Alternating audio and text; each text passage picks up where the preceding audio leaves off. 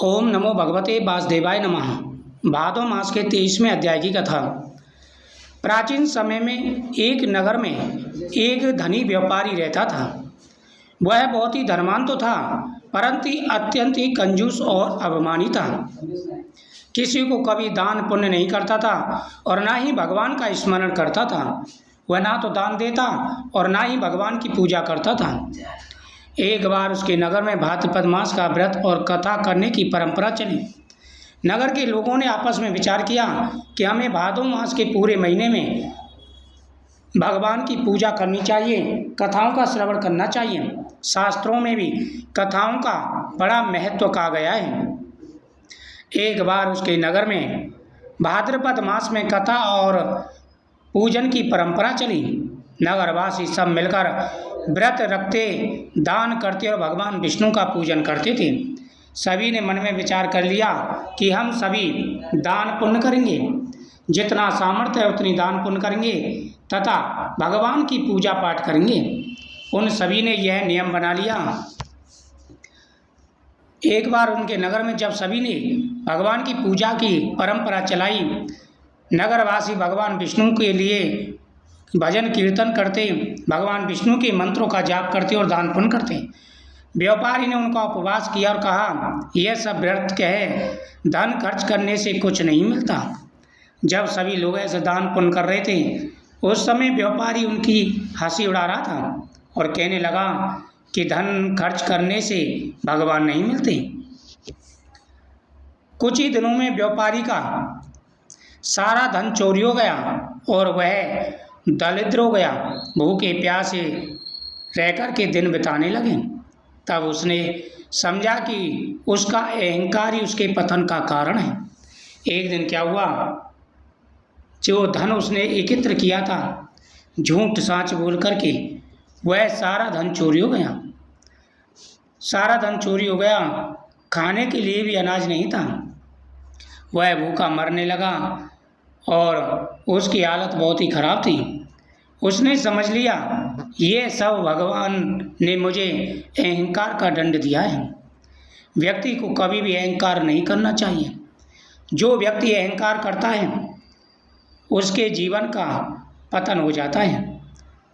आपके पास ज़्यादा धन है तो उसे अच्छे कामों में लगाइए, ज़रूरतमंद की सहायता कीजिए। अगर आप अच्छे कर्म करेंगे, ज़रूरतमंदों की सहायता करेंगे तो स्वयं भगवान आपकी सहायता करेंगे। लेकिन अगर धन होते हुए भी मन में अहंकार आया, दूसरों की हंसी उड़ाई, भगवान के भक्तों का अपमान किया, तो भगवान कैसे सहन कर सकते हैं। इसी प्रकार उस व्यापारी को भगवान ने दंड दिया। कुछ ही दिनों में व्यापारी का सारा धन चोरी हो गया। वह दरिद्र हो गया। भूखे प्यासे दिन बीतने लगे। तब उसने समझा कि उसका अहंकार ही उसके पतन का कारण है। अब उसकी समझ में आ गया कि यह सब उसके अहंकार के कारण हुआ है। फिर तो वह संतों के पास गया, उनसे प्रार्थना की। संतों ने कहा, यदि तू भाद्रपद मास का व्रत कर, दान और सच्चे मन से भगवान की पूजा करेगा, पुण्य सुख और समृद्धि की प्राप्ति होगी। जब उसका सारा धन नष्ट हो गया तो वह समझ गया ये सब भगवान ने ही किया है। अब उसे विश्वास हो गया और वह साधु संतों की शरण में गया। बोला कि हे साधु संतों, मेरे ऊपर कृपा करो, मैं बर्बाद हो चुका हूँ। साधु संतों ने कहा